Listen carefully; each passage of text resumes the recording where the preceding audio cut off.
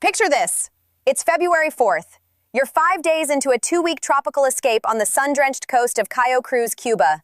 You're singing karaoke, cold drink in hand, escaping the bitter North American winter. Suddenly, the music cuts out. A hotel porter pulls you into the shadows with a frantic whisper. Pack your bags immediately. You are being evacuated at 6 a.m. Outside, the resort is plunged into pitch blackness. The roads to the airport are littered with abandoned cars and motorcycles, their gas tanks completely bone dry. This isn't the opening scene of a geopolitical thriller. This is the terrifying ground reality of an island nation in total economic freefall right now. What happens when a country literally runs out of gas? Welcome back to the channel. Today we are diving deep into the catastrophic collapse of Cuba's tourism industry, an economic meltdown deliberately engineered by Washington and dangerously mismanaged by Havana's military elites. The stakes couldn't be higher. We are witnessing the systematic, calculated dismantling of a 67-year-old communist regime, squeezing millions of innocent citizens in the crossfire. Will this pressure campaign trigger a democratic revolution, or will it plunge the Caribbean into a humanitarian nightmare of unprecedented scale? Before we uncover the shocking truth behind the $24 billion ghost hotels secretly controlled by the Cuban military, make sure to hit that subscribe button, drop a like, and tell me in the comments, is maximum pressure diplomacy working, or is it just creating a crisis? The irony here is chilling. While Havana's streets rot in the dark, the military is preparing for the ultimate real estate heist. Grab your coffee, you're going to want to hear this. An island nation, starved of fuel, watching its economic lifeblood drain away. The ground reality of this crisis, stemming from the original reporting of Francis Robles and Villosa Ize, feels less like a vacation and more like a geopolitical thriller. Just ask Debbie Sutherland. By the second week of her tropical getaway, the red flags were impossible to ignore. Gas pumps ran dry. Day trips vanished overnight. The local shopping centers simply locked their doors.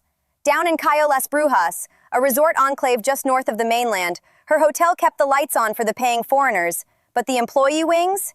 Pitch black. A stark dividing line drawn in the dark. Tourism is the engine here, and sun-seeking Canadians have historically been the fuel.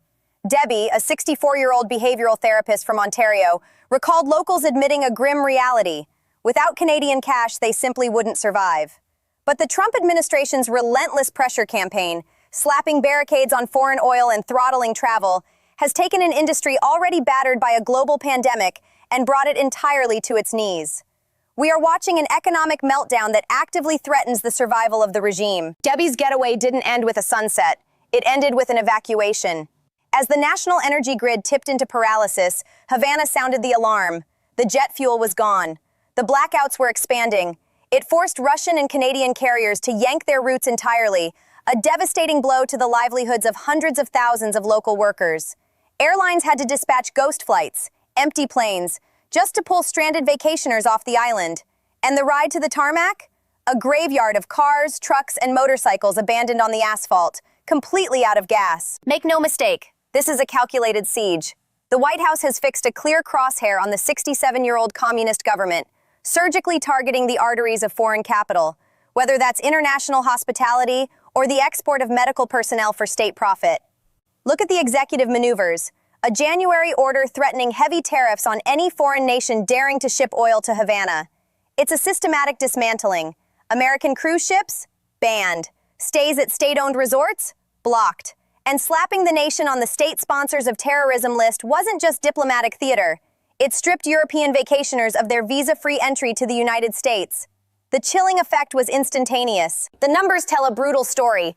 According to Paolo Spadoni, an Augusta University social sciences professor who literally wrote the book on the subject, international foot traffic plummeted to just 1.8 million last year. Compare that to the 4.7 million high water mark of 2018. Canadians still make up roughly 40% of the arrivals, but even those fiercely loyal winter travelers are bailing. Why? Because global headlines aren't showcasing pristine beaches, they're broadcasting catastrophic grid failures, mosquito outbreaks, and streets choked with rotting garbage. Tour agencies are quietly erasing the destination from their catalogs. Even the Cuban diaspora in America is staying away. Experts are warning this year's economic cratering will rival the total global shutdown of the pandemic. It wasn't always this bleak. Cast your mind back to 2014, the Obama-era thaw. Diplomatic channels opened, travel restrictions melted away, and American tourists flooded a formerly forbidden zone.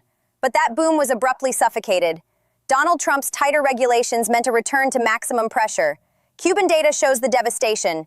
A staggering drop from nearly 638,000 American visitors in 2018 down to a meager 110,000 in 2025. But here is where the story takes a fascinating, almost paradoxical turn. While the tourists vanished, the regime started pouring concrete. Billions of dollars funneled into pristine, empty resorts. Between 2014 and 2025, they erected 70 new hotels, adding 22,000 rooms to the market. Today, the nation boasts 85,000 rooms, yet struggles to fill even 20% of them. So who is managing these ghost towns? Gaviota. And who owns Gaviota? GAESA, the sprawling military conglomerate that holds the entire economy in its iron grip. The prime real estate isn't in the hands of hoteliers, it's controlled by generals. Spadoni points out the vital blind spot.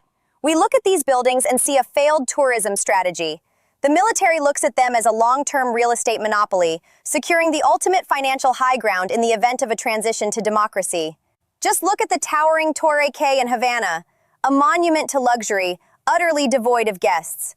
Emilio Morales, a former Cuban state marketing executive for Cymex turned fierce regime critic from Miami, estimates a staggering $24 billion was dumped into these concrete behemoths over 15 years. They built the penthouses, he notes, but they let the power grid rot. Havana has not remained quiet about the squeeze. On the public stage, the rhetoric is fiery. President Miguel Diaz-Canel blasted the American embargo, asking the world what it means to choke off a single drop of fuel to a sovereign nation. His answer? It cripples the food supply, paralyzes transit, darkens the hospitals, and starves the classrooms. His defiant sign-off, surrender is not an option. Yet behind the scenes, the retreat has already begun. Just last month, the state shuttered over a dozen resorts, herding the remaining tourists into consolidated bunkers just to ration the electricity. The logistical nightmare is mounting. While some airlines reroute through the Dominican Republic for gas, international advisories are flashing bright red. Air Canada pulled the plug completely, citing scheduling chaos and, more importantly, a baseline lack of safety.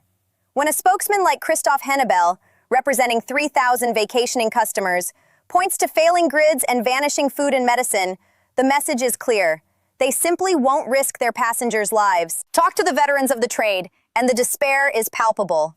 Lauren Birkin, an 80-year-old Vancouverite running niche coffee tours, used to field at least 15 bookings by this point in the season. This year, he's had exactly one inquiry. He wouldn't take a soul down there now if they begged. Over in Britain, cycling tour operator Lucy Davies watched her entire enterprise evaporate the moment foreign offices hiked their threat levels, voiding travel insurance in the process. Her only hope is a diplomatic miracle before the nation implodes entirely. Which brings us to Drew Garneau.